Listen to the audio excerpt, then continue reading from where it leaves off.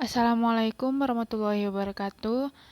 Saya Detia Mutiani. Di sini saya akan menjelaskan tentang aspek fisikal dari aset lancar berupa beban dibayar di muka.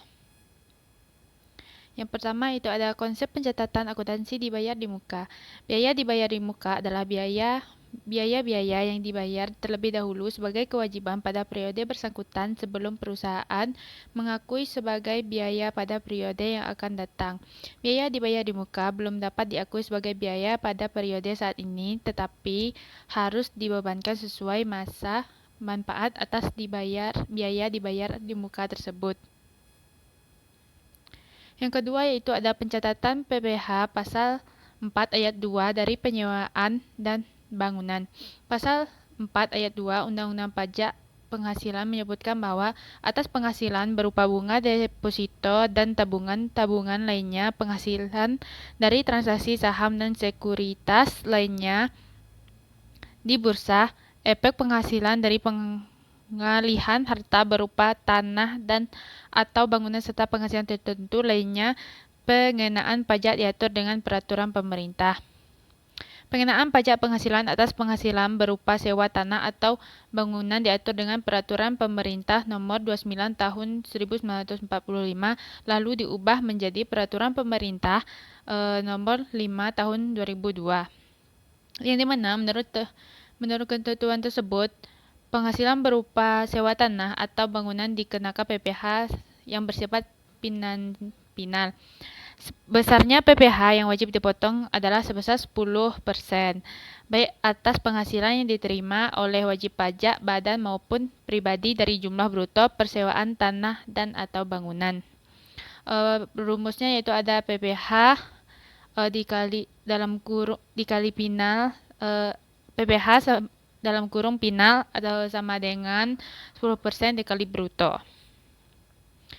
Yang ketiga itu ada pencatatan PPh pasal 23 dari penyewaan kendaraan bermotor dan aset tetap. Yang pertama ada sewa atas kendaraan, yang dimana pada tanggal 9 April 2007 tentang jenis jasa lain dan perkiraan penghasilan neto sebagai yang dimaksud dalam pasal 27 ayat 1 huruf C angka 1 Undang-Undang PPh mengatur mengenai penghasilan sewa dan penghasilan lainnya sehubungan dengan penggunaan harta khusus angkutan datar dipotong PPh pasal 23 sebesar perkiraan penghasilan netonya adalah 10%. Jumlah bruto tidak termasuk dalam PPN dengan tarif efektif 1,5% atau 15% dikali 10% dikali jumlah bruto tidak termasuk PPN. Contoh pencatatan jurnalnya yaitu kas atau bank pada debit, PPh 23 dibayar di muka pada debit. PPN pengeluaran pada kredit, pendapatan sewa pada kredit. Ini adalah dari pemiliknya, sedangkan dari penyewanya yaitu sewa dibayar di muka pada debit, PPN masukkan pada debit, lalu utang PPh pasal 23 pada kredit dan kas atau bank pada kredit.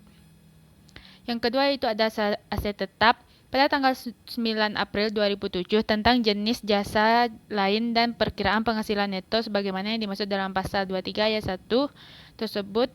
Penghasilan sewa dapat penghasilan lain sehubungan dengan penggunaan harta selain kendaraan angkutan darat untuk jangka waktu tertentu berdasarkan kontrak atau perjanjian.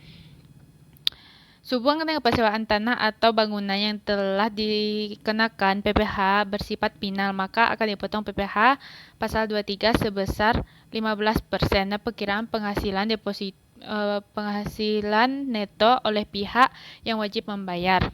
Dan besar perkiraan penghasilan netonya adalah 30%. Jadi tarif efektifnya adalah sebesar 4,5% atau 15% dikali 30% dikali jumlah bruto tidak termasuk PPN dengan jurnal sebagai berikut. Pada pemiliknya itu kas atau bank pada debit, PPh 23 dibayar di muka pada debit, PPN keluar pada kredit, pendapatan sewa pada kredit. Sedangkan pada penyewanya, sewa dibayar di muka pada debit, PPN masukannya pada debit, uang PPh pasal 23 pada kredit, dan kas atau bank pada kredit. Mungkin hanya itu yang dapat saya jelaskan.